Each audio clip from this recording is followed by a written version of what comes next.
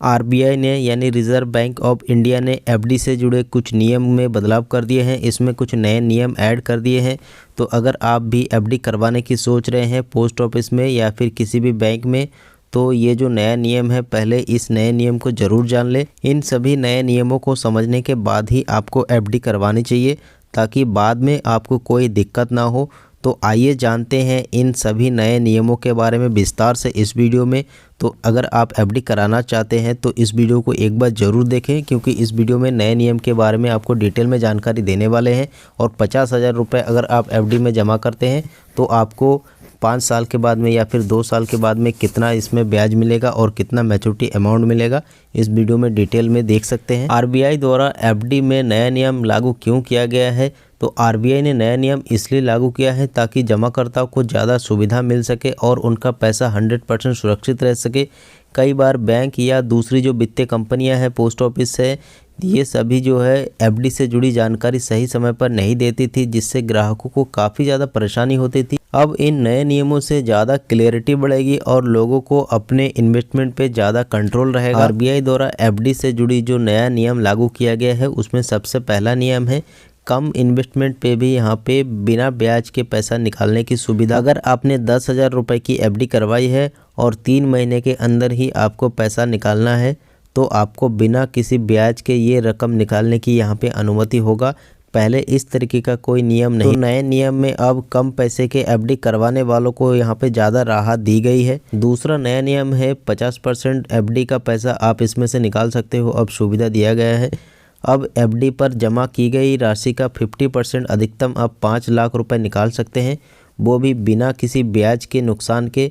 अगर 3 महीने के अंदर निकासी होती है तो इस रकम पर ब्याज नहीं मिलेगा, लेकिन बाकी जो बची हुई राशि होगा यानी बाकी के जो पैसे होंगे उस पे आपको पहले से जो ब्याज दर तय होगा उसके हिसाब से आपको रिटर्न यानी इंटरेस्ट रेट मिलता रहेगा। तीसरा नया नियम इसमें यह है कि बीमारी की स्थिति में अगर जमाकर्ता को बीमारी हो जाता है तो उस केस में पूरा जो पैसा है, पूरा जो रकम है वो यहाँ पे निकालने का ऑप्शन मिल जाता है।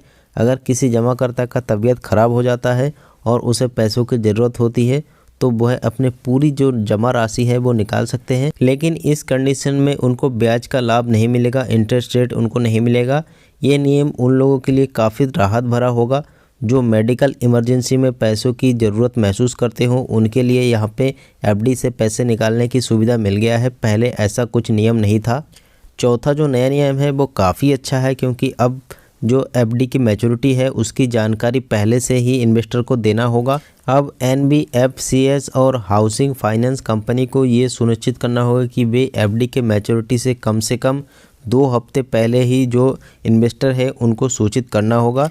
इस नियम को इसलिए ज़रूरी किया गया है ताकि जो इन्वेस्टर है उनको समय रहते अपने पैसों की प्लानिंग कर सके और किसी भी तरीके के असुविधा से बच सके।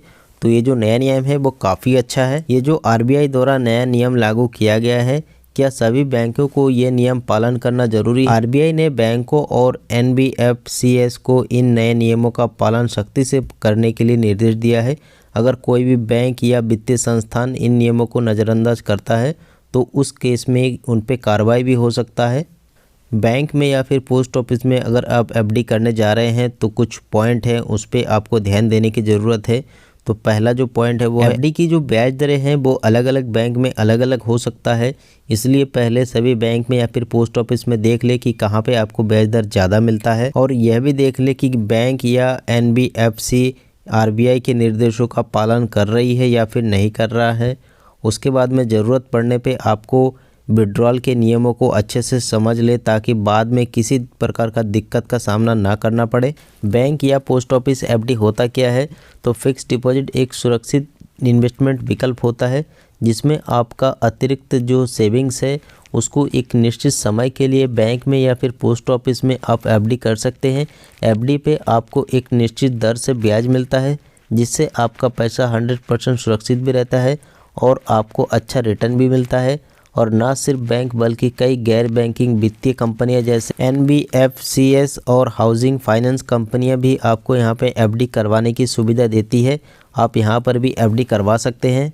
पोस्ट ऑफिस में अगर आप 50,000 रुपये की एफडी करते हैं तो 1 साल के बाद में आपको 3,540 रुपये ब्याज मिल जाता है, 6.9% के ब्याज दर के हिसाब से, क्योंकि पोस्ट ऑफिस में 1 साल में 6.9% का ब्याज दर मिलता है, 2 साल में 7% का ब्याज दर और 3 साल के एफडी में 7.1% का ब्याज दर मिलता है और 5 साल के एफडी में 7.5% का ब्याज दर मिलता है। तो इस तरीके से 2 साल में 50,000 रुपये की एफडी पे आपको 7,186 रुपये ब्याज मिल जाता है 7% के ब्याज दर के हिसाब से, और 3 साल के टाइम डिपॉजिट में आपको टोटल 10,938 रुपये ब्याज मिल जाता है 50,000 रुपये पे, और 5 साल के एफडी में आपको टोटल 19,285 रुपये ब्याज मिल जाता है 50,000 रुपये जमा करने पे। मैच्योरिटी अमाउंट जो होता है वो होता है 69,285 रुपये, और 3 साल के एफडी में 50,000 रुपये जमा करने पे मैच्योरिटी अमाउंट 60,938 रुपये मिलता है, और 2 साल के एफडी में 50,000 रुपये जमा करने पे 57,186 रुपये मैच्योरिटी अमाउंट मिलेगा, और 1 साल के टाइम डिपॉजिट में 53,540 रुपये। एफडी स्कीम के नए नियम के बारे में या फिर एफडी स्कीम के बारे में कोई भी अन्य सवाल आप हमसे कमेंट में कर सकते हैं, और ये वीडियो आपको कैसा लगा कमेंट में हमें ज़रूर बताएं। वीडियो अच्छा लगा तो प्लीज़ वीडियो को लाइक और चैनल को सब्सक्राइब जरूर करें। मिलते हैं नेक्स्ट वीडियो में। Thanks for watching.